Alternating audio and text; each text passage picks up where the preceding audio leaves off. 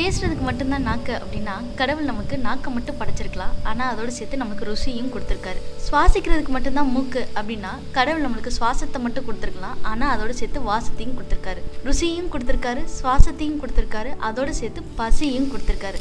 இதுலேருந்து என்ன தெரியுது? நம்ம விதவிதமாக வகை வகையாக செஞ்சு சாப்பிடணுன்னு கடவுளே ஆசைப்பட்டிருக்காரு. அந்த வகையில் ஒரு வித்தியாசமான உணவு பச்சை நிறத்தில் இருக்கக்கூடிய ஒரு கோழிக்கறி மசாலா.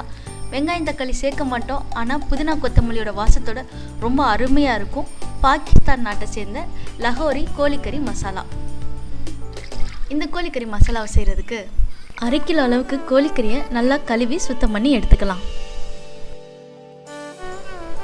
சட்டியில் ஒரு 10 தேக்கரண்டி அளவுக்கு எண்ணெய், 2 தேக்கரண்டி அளவுக்கு நெய். எண்ணெய் நல்லா காஞ்சோடனே 1 தேக்கரண்டி அளவுக்கு மிளகாய்த்தூள், 1/4 தேக்கரண்டி அளவுக்கு மஞ்சள் பொடி. இதை எண்ணெயில் போட்டு லேசாக நிறம் மாற விடணும். அடுத்து நம்ம இதில் கோழிக்கறியை சேர்த்து நல்லா வதக்கிடணும். கறி எண்ணெயிலே கொஞ்சம் நல்லா வதங்கணும். இஞ்சி பூண்டு விழுது 2 தேக்கரண்டி, இதை இது கூட சேர்த்து நல்லா வதக்கிக்குங்க.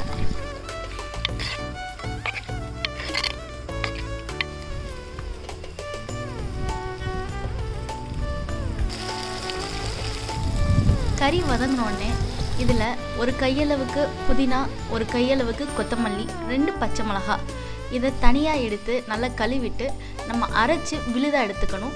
இப்போது நம்ம அரைச்சி எடுத்த விழுதை இதோடு சேர்த்துக்கலாம்.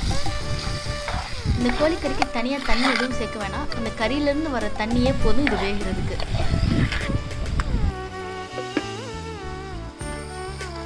அடுத்து ஒரு 200 மில்லி தயிர் இதோடு சேர்த்துக்கலாம்.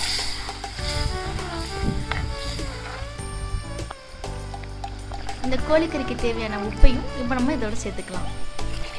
நல்லா இது கொதிக்கட்டும். இந்த நேரத்தில் ஒரு 10 முந்திரி பருப்பை தண்ணியில் ஊற வச்சு அதை ஒரு விழுதாக எடுத்துக்கோங்க. முந்திரியோட விழுதை நம்ம இது கூட சேர்த்துக்கலாம். மசாலாலாம் நல்லா வத்தி வர்ற இந்த நேரத்தில் 1 தேக்கரண்டி அளவுக்கு மிளகுத்தூள், 1 தேக்கரண்டி அளவுக்கு சீரகத்தூள், இதையும் இதோட சேர்த்துக்கலாம். இது எல்லாத்தையும் நல்லா கிளறி விடுங்க. இந்த கோழிக்கறி மசாலாலேருந்து எண்ணெய் நல்லா பிரிஞ்சு வரணும்.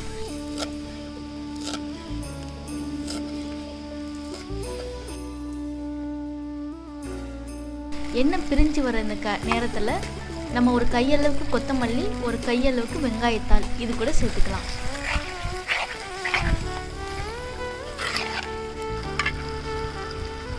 இப்போ கொத்தமல்லி புதினா வாசத்தோட அருமையான பாகிஸ்தான் லஹோரி கோழிக்கறி மசாலா தயார். இந்த உணவை நீங்களும் முயற்சி பண்ணி பார்த்துட்டு உங்களோட கருத்துக்களை எங்களோட பகிர்ந்துக்குங்க.